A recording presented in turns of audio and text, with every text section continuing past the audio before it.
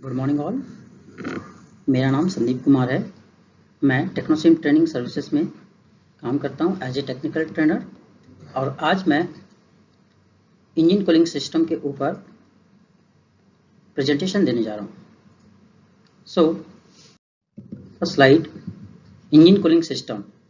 As we see in this picture, यहाँ पर बहुत सारे पार्ट्स लगे हुए हैं जिसको हम डिस्क्राइब करेंगे और ये पता करेंगे कि इंजन कूलिंग सिस्टम क्यों ज़रूरी है और उसके क्या फंक्शंस हैं। सो अभी हम जो टॉपिक डिस्कशन करेंगे उसमें क्या है, इंजन क्या है, उसके पर्पस क्या हैं, प्रिंसिपल्स किस सिद्धांत पे काम करता है, ओवरहीटिंग और ओवरकूलिंग का क्या प्रभाव होता है, कितने तरह के कूलिंग सिस्टम्स होते हैं, लिक्विड कूलिंग सिस्टम्स के क्या मैकेनिज्म हैं, क्या क्या मेजर कंपोनेंट्स हैं, कैसे काम करता है कूलिंग सिस्टम, करोजन्स का क्या प्रभाव पड़ता है कूलिंग सिस्टम पे और एंटी फ्रीज का क्या काम होता है।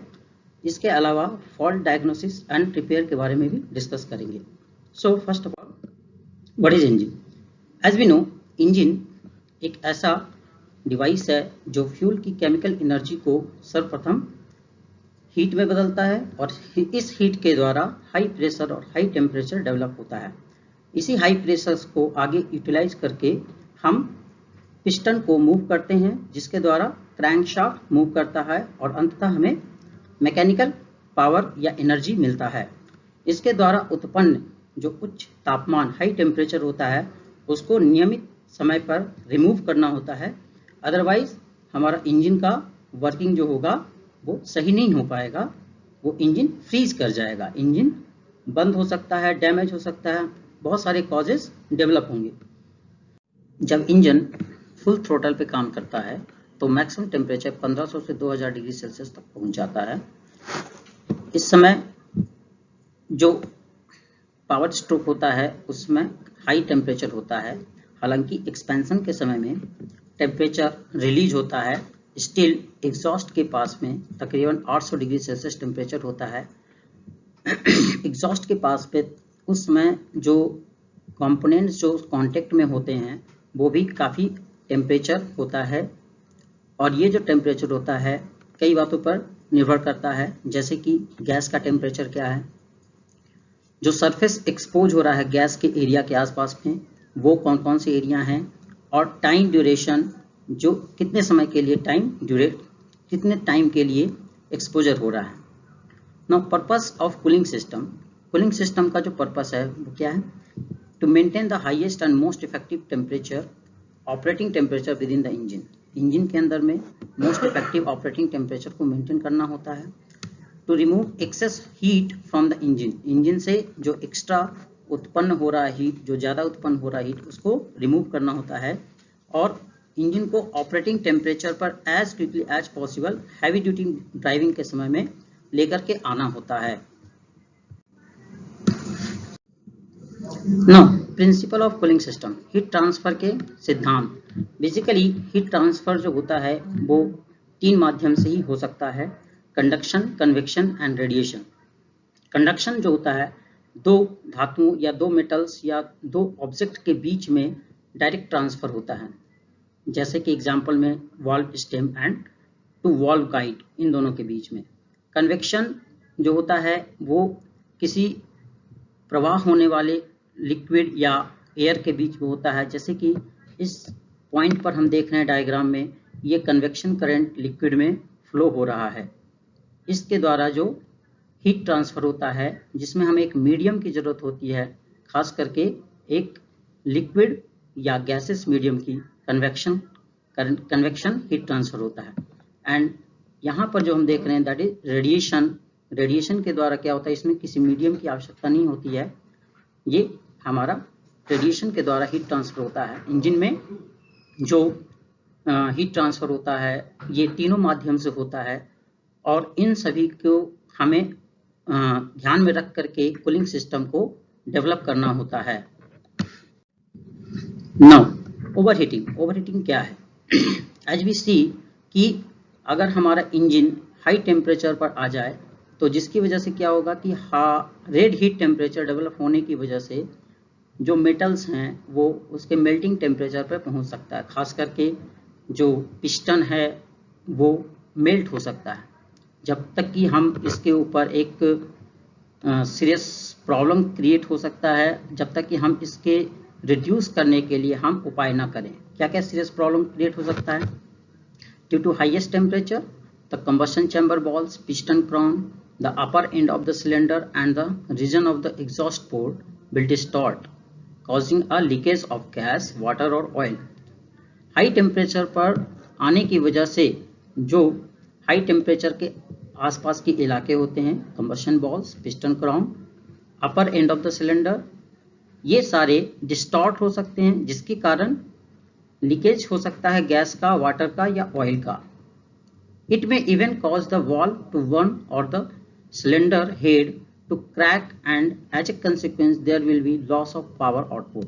So हम यहाँ पर देख रहे हैं कि इसकी वजह से क्या हो सकता है, सिलेंडर हेड में क्रैक हो सकता है, बॉल बर्न हो सकता है, जिसकी वजह से पावर आउटपुट हमारा कम हो सकता है।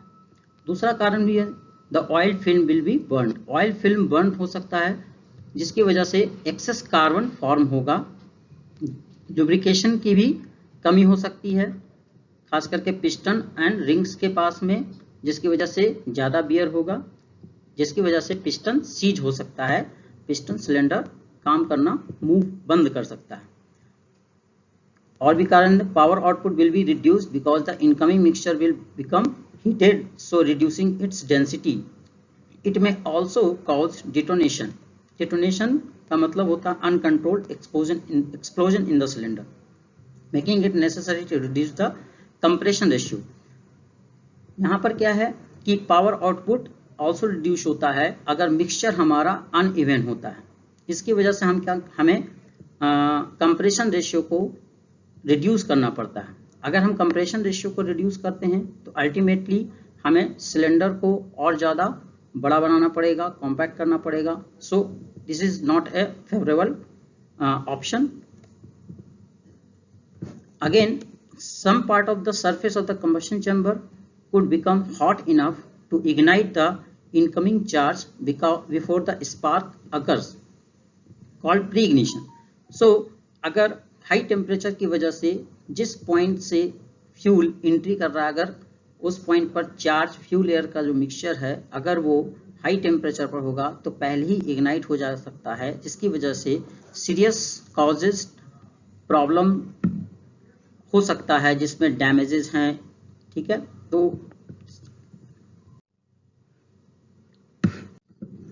ना ओवरकूलिंग के भी कुछ अपने प्रॉब्लम्स हो सकते हैं, जिसमें से low mileage will occur as the combustion process will be less efficient. Fuel सही अमाउंट में temperature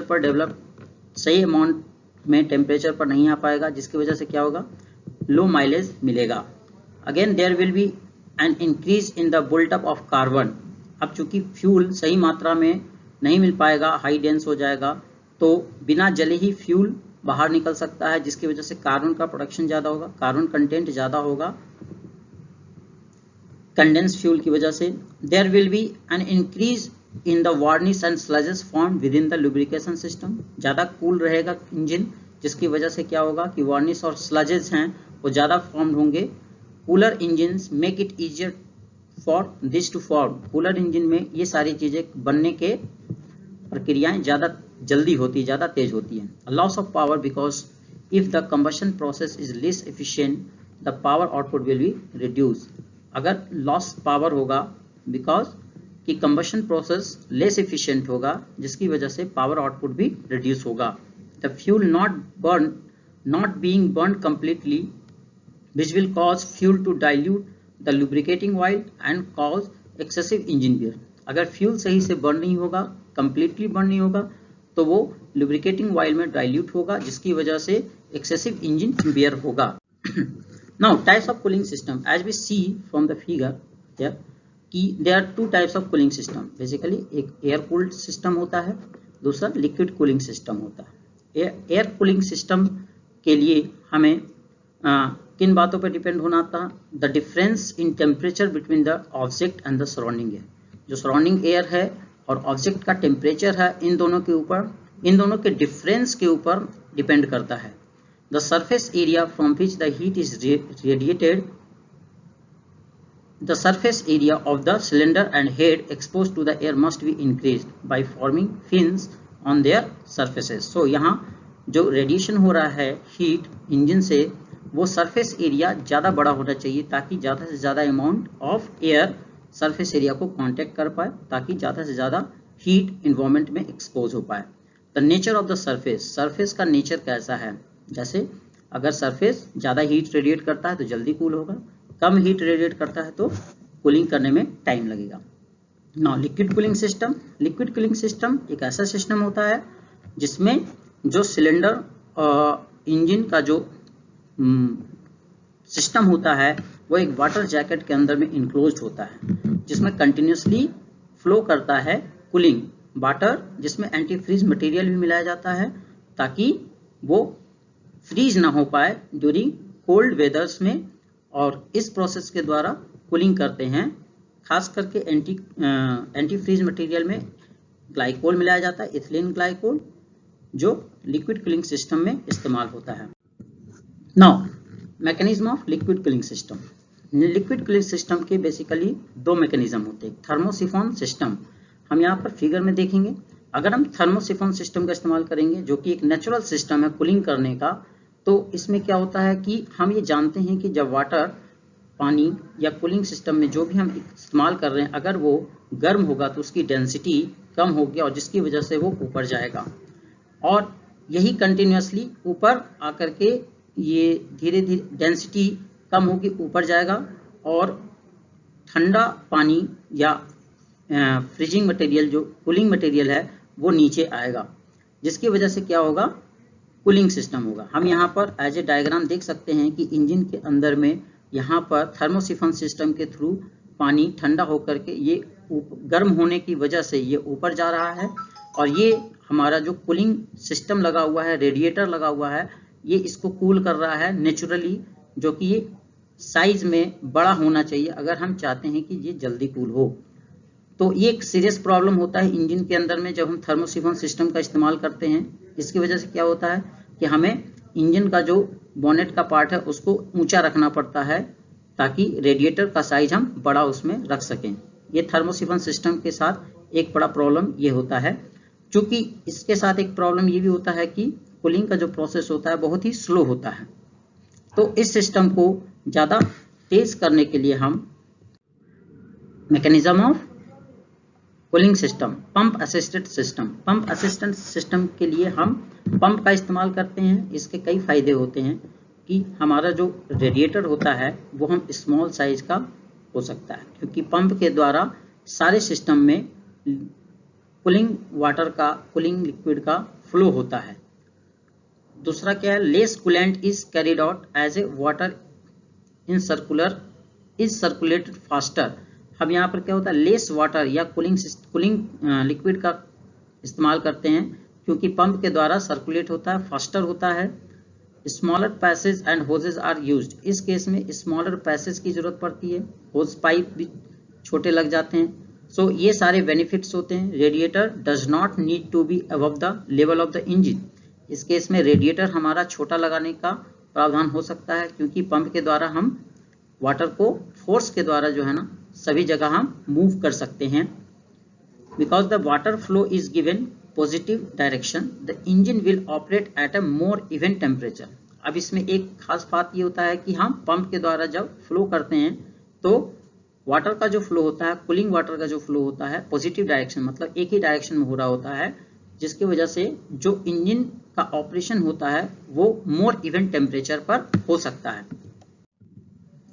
measure components of engine cooling system यहाँ स्लाइड्स में दिख रहा है। जो मेजर कंपोनेंट्स है, water pump, engine fan, radiator, pressure cap, thermostat. इसके अलावा यहाँ पर डायग्राम में और भी कंपोनेंट्स दिख रहे हैं जो मेजर कंपोनेंट्स हैं, जो एक बहुत ही बड़ा रोल प्ले करते हैं इंजन कूलिंग सिस्टम के लिए।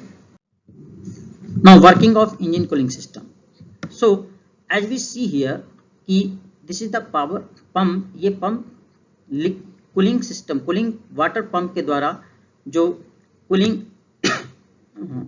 वाटर है ये मूव कर रहा होता है हर एक पॉइंट्स इंजन में हर एक पॉइंट्स सिलेंडर और पिस्टन के हर एक पॉइंट्स पर मूव कर रहा होता है और अल्टीमेटली गर्म होने के बाद ये जो वाटर है ऊपर मूव करता है और इसके थ्रू ये इस सिस्टम में मूव करते हुए ये थ्रोटल बॉडी के द्वारा प्राइमरली कूल होकर के ये वापस पंप के द्वारा सर्कुलेट होता है। ये तो एक प्रथम सिस्टम होता है सर्कुलेशन के लिए, इसके द्वारा मूव करते हुए ये एक साइकिल बनता है जब तक कि इंजन का अंदर में जो कूलिंग वाटर है उसका टेम्परेचर अराउंड 80 डिग्रीज के अराउंड ना पहुंच जाए।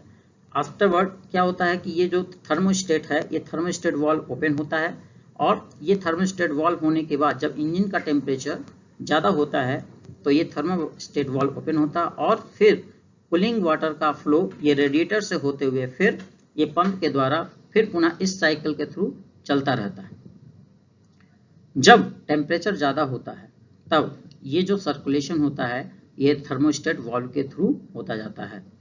एक अलग सिस्टम इसमें और भी डेवलप किया गया है कि अगर हमें इंजन में हीटर कोर का कि अगर हमें इंजन के अंदर कार कंपार्टमेंट बॉडी के अंदर में जहाँ पैसेंजर बैठते हैं अगर उसको गर्म हवा की ज़रूरत होती है तो इस सिस्टम इस पैसेज के द्वारा हम मूव करके एक अलग सिस्टम डेवलप किया जाता है जिसके द्वारा हम इंजन कार कंपार्टमेंट में बॉडी जहाँ पैसेंजर बैठते हैं वहाँ पर हम गर्म हवा को फ्लो कर सकते हैं और ये पुनः गर्म हवा अंदर से मूव करते हुए यहाँ पर पंप के द्वारा पुनः इंजन कंपार्टमेंट में आता है जहाँ पर कूलिंग सिस्टम का इस्तेमाल कर रहे हैं।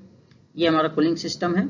यहाँ पर हम देख रहे हैं कि ये रेडिएटर है, रेडिएटर के आगे में एक फैन लगा हुआ है जो कंटिन्यूसली बाहर से हवा को खींच रहा है और ये जो by the conduction convection radiation all the process के द्वारा यहाँ से हीट क्या हो रहा है ये पैसेज हो रहा है ट्रांसफर हो रहा है जिसके थ्रू यहाँ पर हाईएस्ट टेम्परेचर होता है और यहाँ तक पहुँचते पहुँचते लोएस्ट टेम्परेचर पर पहुँच जाता है जो पंप के द्वारा पुनः ये साइकिल को रिपीट करता रहता है।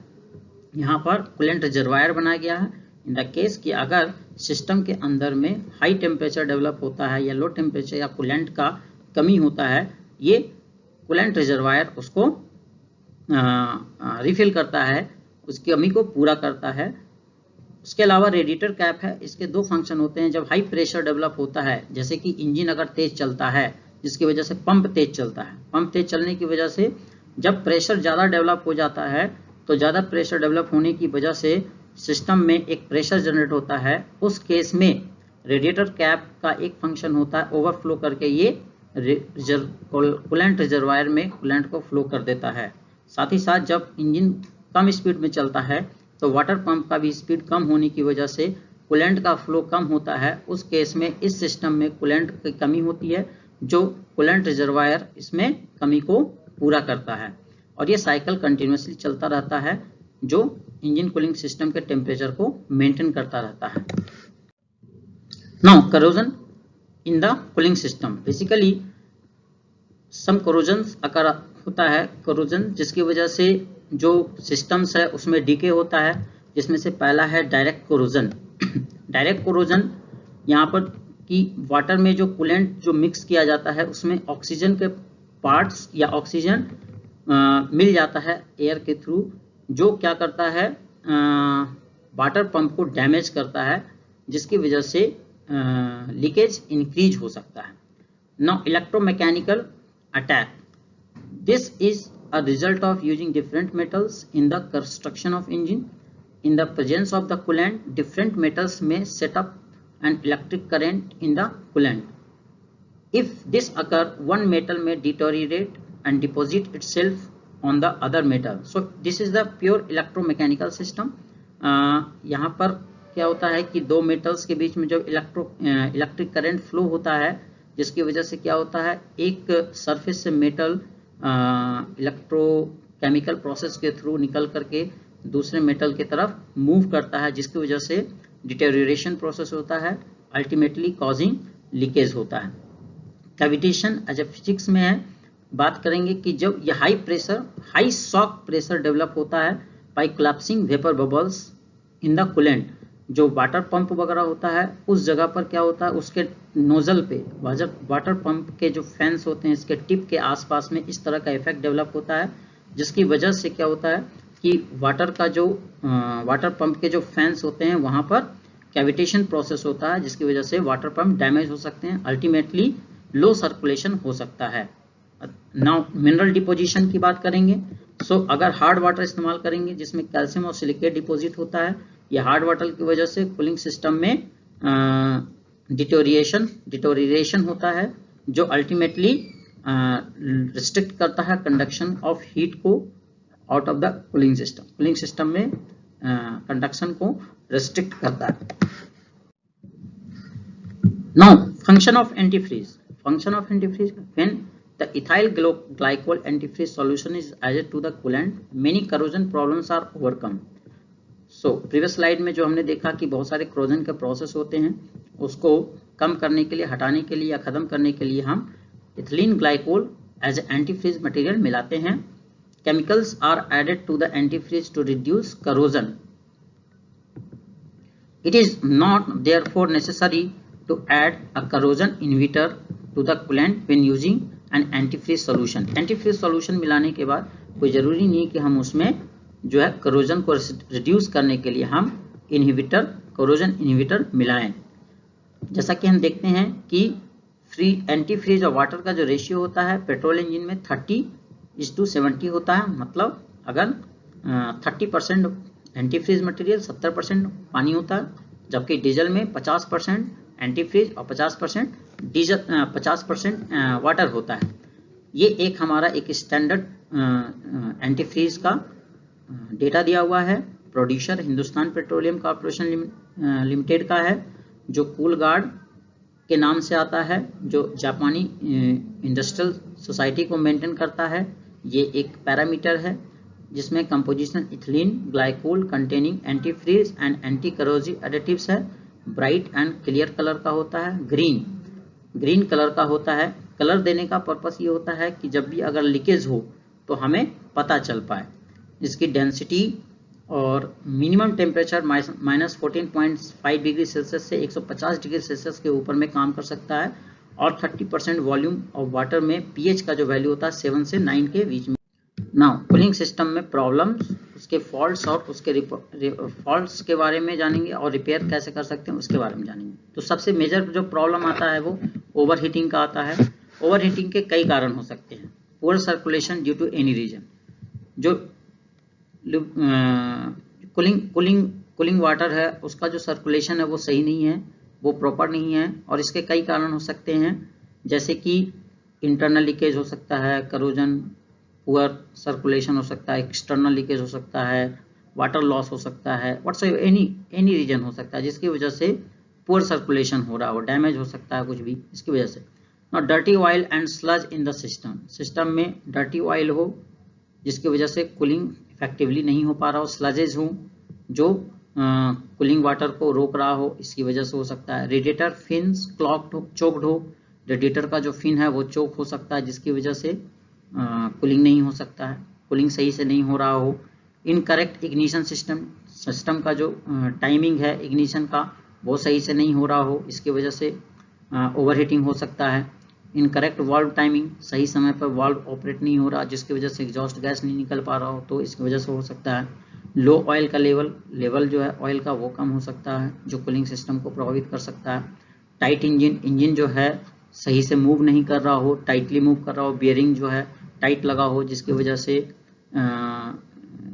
हीट ज़्यादा प्रोड्यूस हो रहा हो जिसकी वजह से ओवरहीटिंग हो रहा हो। Engine oil too thick, engine का जो ऑयल है ज़्यादा थिक है जो फ्लो करने में कूलिंग करने में प्रॉब्लम क्रिएट कर सकता है। क्लॉग्ड एग्जॉस्ट सिस्टम जो है क्लॉग्ड हो, बंद हो, जिसकी वजह से क्या हो रहा हो, एग्जॉस्ट गैस सही से निकल नहीं पा रहा हो और इसकी वजह से जो है कूलिंग सिस्टम प्रभावित हो रहा हो, ओवरहीटिंग हो रहा हो। और भी कई कारण हो सकते हैं। ओवरकूलिंग के भी कई कारण हो सकते हैं। ओवरकूलिंग जब सिस्टम जो है ज़्यादा कूल्ड हो, इसके कई कारण हो, जैसे डिफेक्टिव थर्मोस्टेट। पहले भी हमने देखा था थर्मोस्टेटिक सिस्टम है जिसमें क्या होता है कि जो टेम्परेचर एक लिमिटेड टेम्परेचर तक पहुंचता है अराउंड 80 डिग्री तक, तो थर्मोस्टेट वाल्व खुल जाता है, जिसकी वजह से क्या होता है कि जो कूलेंट का जो फ्लो होता है वो रेडिएटर के थ्रू होने लग जाता है। इस सिस्टम में क्या होता है कि थर्मोस्टेट लो टेम्परेचर पे ही खुल जाता है, जिसकी वजह से क्या हो जाता है कि जो कूलेंट जो है ओवर प्रॉपर टेम्परेचर पर पहुंचने से पहले ही रेडिएटर के थ्रू मूव करने लग जाता है, जिसकी वजह से कूलेंट जो है बहुत ही ज़्यादा कूल हो जाता है कंपैरेटिवली जो हमें चाहिए, और इसकी वजह से ओवर कूलिंग सिस्टम डेवलप हो सकता है। इनएक्यूरेट टेम्परेचर गेज है वो सही से मेजर नहीं कर पा रहा हो, सो यहाँ पर क्या हो सकता है टेम्परेचर गेज खराब हो। सो हम इन सभी चीज़ों का ध्यान रख करके ओवर कूलिंग सिस्टम को हम रिड्यूस कर सकते हैं, ख़त्म कर सकते हैं।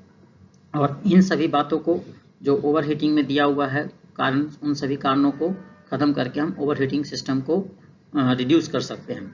नाउ इंटरनल लीकेज की अगर बात करेंगे तो डिफेक्टिव सिलेंडर हेड गास्केट हो, सिलेंडर हेड और सिलेंडर ब्लॉक के बीच में जो गास्केट लगता है वो डिफेक्टिव हो, डैमेज्ड हो, जिसकी वजह से लीकेज हो रहा हो। क्रैक्ड सिलेंडर वॉल, जो सिलेंडर वॉल है वो हमारा क्रैक्ड है। जैसा कि हम जानते हैं कि हाई टेम्परेचर पे जो होता है कि जो सिस्टम में यूज हो रहे हैं सिलेंडर, पिस्टन्स, वॉल्व्स, इन सभी में क्रैक डेवलप हो सकता है, तो जिसकी वजह से लीकेज भी हो सकता है। लूज सिलेंडर हेड बोल्ट, हो सकता है कि सिलेंडर बोल्ट जो लगा हुआ है वो लूज लगा हुआ है, जिसकी वजह से लीकेज के एक चांस बन जाते हैं। उसके बाद एक्सटर्नल लीकेज के लिए हमने पहले ही देखा था कि कूलेंट जो है अगर बाहर निकल रहा है, जिसका कलर हमने ऑलरेडी जो है दे रखा है, जिसकी वजह से ग्रीन कलर दे रखा है, जिसकी वजह से क्या होता है कि अगर वो एक्सटर्नली लीकेज करता है तो हम उसको इजीली पहचान सकते हैं। इसके कई कारण हो सकते हैं। लूज होज क्लिप्स, होज में जो क्लिप्स लगे हुए वो ढीले हो सकते हैं। डिफेक्टिव रबर होज जो होंगे वो डिफेक्टिव हो सकते हैं, कहीं से टूटा हो, कटा हो। डैमेज्ड रेडिएटर सीम्स, रेडिएटर में जो सिम वेल्डिंग किए हुए हैं वो हमारा डैमेज हो सकता है, जिसकी वजह से लीकेज हो सकता है। Excessive wear in the water pump में एक्सेसिव वियर होने की वजह से भी क्या हो सकता है कि एक्सटर्नल लीकेज हो सकते हैं, वाटर के लीकेज हो सकते हैं। लूज कोर प्लग जो हमारा कोर हीटर जो इस्तेमाल होता है उसमें जो प्लग इस्तेमाल होते हैं वो लूज हो सकते हैं, जिसकी वजह से लीकेज हो सकता है। डैमेज्ड गास्केट हमारा डैमेज हो, इसकी वजह से हो सकता है। गास्केट दो पार्ट्स को जोड़ने के लिए बीच में लीकेज को कम करने के लिए इस्तेमाल होता है, टाइटन करने के लिए इस्तेमाल होता है। Leak in the heater connection और प्लग्स में लीकेज हो, इसकी वजह से हो सकता है। Leak at the water temperature gauge plugs, water temperature जो गेजेज हैं उसमें हमारा लीकेज हो सकता है, जिसकी वजह से एक्सटर्नल लीकेज हो सकता है।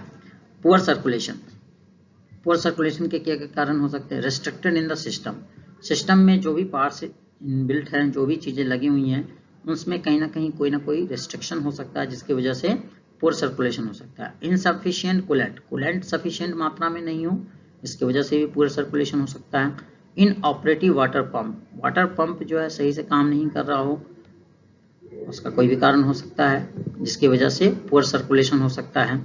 लूज फैन बेल्ट जो लगा हुआ है वो सही से काम नहीं कर रहा हो, जिसकी वजह से क्या हो रहा हो, पंप नहीं चल रहा हो, या फिर फैन का जो बेल्ट है, फैन जो है वो सही से नहीं चल रहा हो, इसकी वजह से पुअर सर्कुलेशन हो सकता है। इनऑपरेटिव थर्मोस्टेट सही से काम नहीं कर रहा हो, इस वजह से भी पुअर सर्कुलेशन हो सकता है। नाउ करोजन के क्या कारण हो सकते हैं।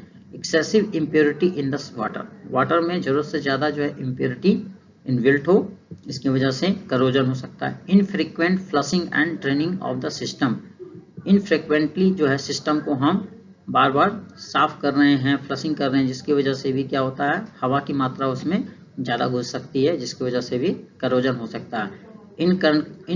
इनकरेक्ट एंटीफ्रीज का जो मिक्सचर है वो इनकरेक्ट हो, जिसकी वजह से भी क्या हो सकता है, करोजन हो सकता है। सो इन सभी बातों को ध्यान में रख करके हम डिफरेंट जो प्रॉब्लम्स क्रिएट हो रहे हैं उसको हम सोल्व कर सकते हैं। नाउ फ्रोजन कूलेंट का सिचुएशन तब होता है जब गाड़ी को हम ऐसे जगह पर पार्क कर देते हैं जहां पर टेम्परेचर काफ़ी ज़्यादा होता है, जिसकी वजह से क्या होता है कि कूलेंट जो होता है फ्रीज हो जाता है।